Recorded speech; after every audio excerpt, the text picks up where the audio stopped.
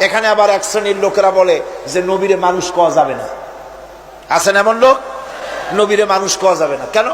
কয় না নবীর সম্মান কত। আচ্ছা নবীরে মানুষ বলবো না তো বলবোটা কি? নবীরা কি ফেরেশতা? যদি ফেরেশতা বলি তাহলে কি নবীদের মর্যাদা বাড়ানো হলো? বলেন আপনারা, বাড়ানো হলো? তাহলে নবীদের কি বলবো? তারা কি জেন?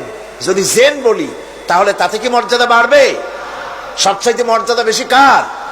মানুষের।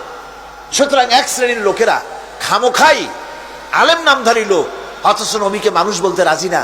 কোরআনে কারীম সাফ করে আল্লাহ পাক পরিষ্কার করে বলেছেন, কুল ইন্নামা আনা বাশারুম মিসলুকুম ইউহা ইলাইয়া আন্নামা ইলাহুকুম ইলাহু ওয়াহিদ।